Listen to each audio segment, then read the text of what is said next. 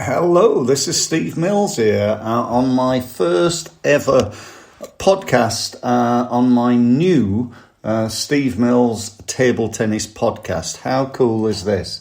I've been doing podcasting now on what I call my results podcast for just over a year, and I've done actually over 200 different podcasts, and in that time, I've grown my membership to over 4,000 people, and it's all, reasonably success. In fact, I think we just hit 5,000.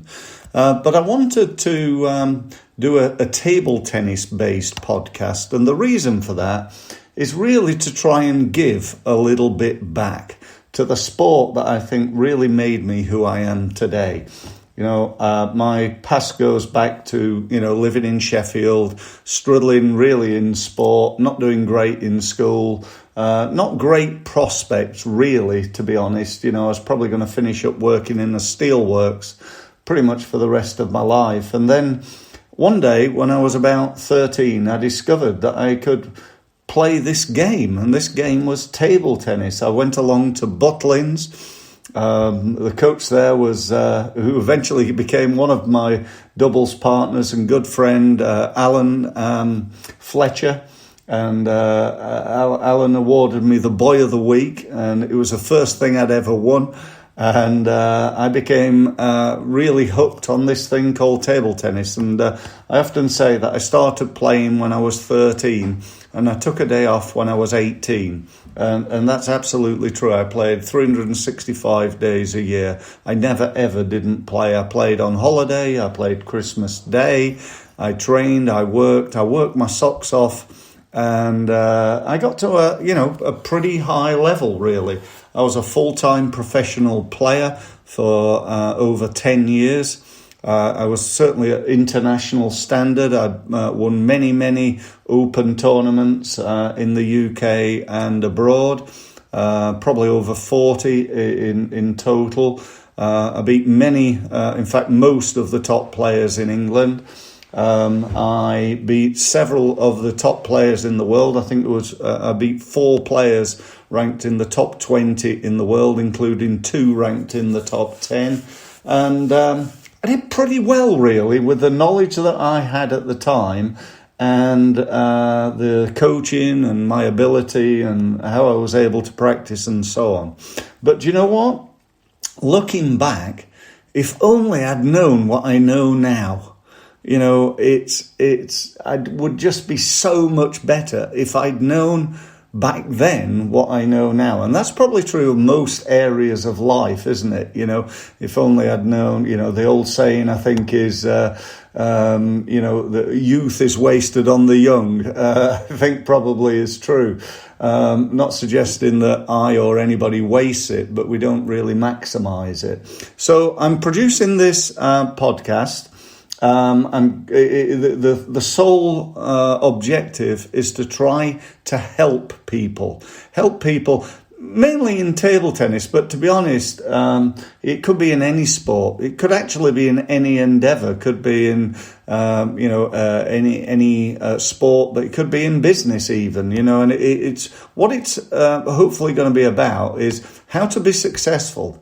How to get from where you are right now, wherever that is, in sport, in table tennis, maybe in life, to where you want to go.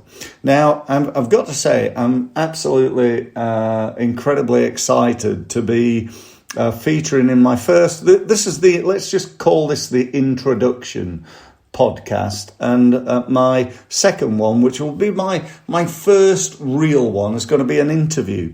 And it's going to be an interview with a gentleman that, for all you, let's say, older table tennis players, you'll absolutely know. And even if you're a youngster, I'd like to think you all know this name. And his name is Desmond Douglas. Des Douglas is going to be with me on my first real podcast interview. And I'm going to ask him, Des, about how he became successful, what was the difference between him and the rest of us, the rest of the sort of top players in England. Des was ranked, I think, about 7 in the world. He won the English Championship. I dread to think, probably, I don't know, I'm going to guess at 14 times, but I'll ask him when I speak to him, and was absolutely world class in every respect, from his playing ability, his standard, and just a world class guy.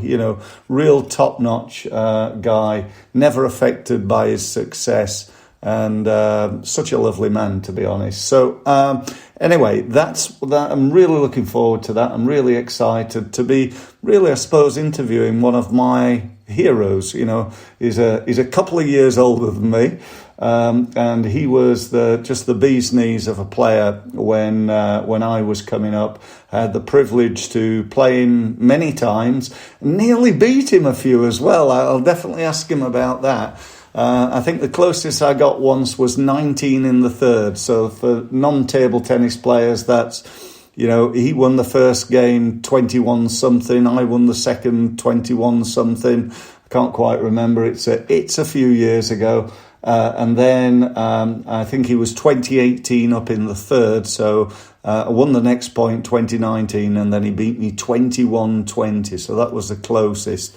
I'm also going to ask him about the score that I beat him once, and I'm not sure he'll remember that, but I think he will. I beat him very easy in one game once. I'll tell you all about that on the next podcast. But that's it for now. Just keep it nice and short.